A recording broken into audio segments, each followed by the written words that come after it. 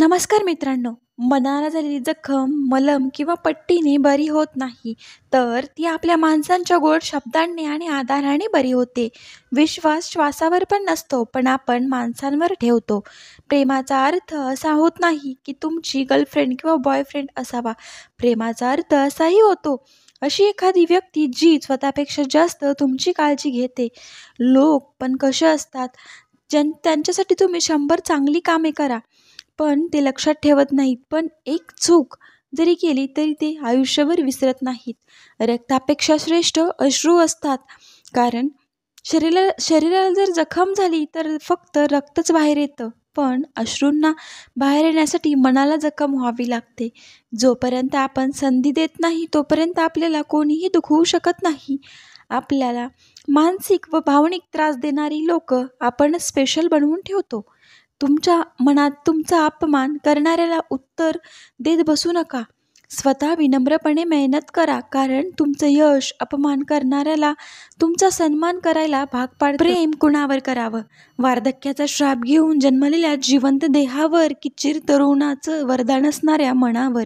प्रत्येकाला खोटं बोलणारी माणसं गोड वाटतात आणि खरं बोलणारी माणसं कडू वाटतात. कारण हा निसर्गाचा नियम आहे. गोड साखर रोग निर्माण करते आणि कडुलिंब औषधाचं काम करतं. मी कोणापेक्षा चांगलं करेल यानं काहीच फरक पडत नाही, पण मी कोणाचं तरी चांगलं नक्कीच करेल यानं बराच फरक पडतो. आपली मनस्थिती आपल्या मालकीचा प्लॉट असते. त्यावर ऐऱ्या-गैऱ्याला अतिक्रमण करून देऊन त्या प्लॉटचा कधीच गैरवापर करू देऊ नका. कारण याआधी कधीच खऱ्याचं खोटं आणि लबाडाचं तोंड मोठं करणाऱ्यांची संख्या जास्त असते. किंमत न देणाऱ्याला आपण किंमत देत राहिलो तर आपलीच किंमत कमी होते. हे एक किमती सत्य आहे. कधी-कधी मला हेच समजत नाही की एवढा जीव लावून सुद्धा कसं कोणाला आपलं प्रेम समजत नाही. कोणताच निर्णय रागाच्या भरात घ्यायचा नाही. शांत बसून योग्य वेळेची वाट बघायची आणि ती योग्य वेळ पाहून धमाका करायचा. संसार सुखाचा होण्यासाठी घरात किती सुखसोयी उपलब्ध आहेत यापेक्षा 2 व्यक्ती एकमेकांना किती समजवून घेतात हे महत्त्वाचं. भावनाप्रधान माणूस वाहत जाऊन सर्व काही शरणागत करतात, पण व्यवहार चातुर्य असणारी माणसं नात्यामध्ये सुद्धा बुद्धिबळाचा डाव खेळून जातात.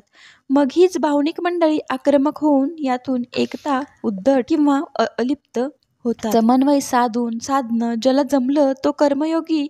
बायकांना मन आवरत नाही तेव्हा ती नजर टाळतात. खूप अस्वस्थ झालं की भांडतात.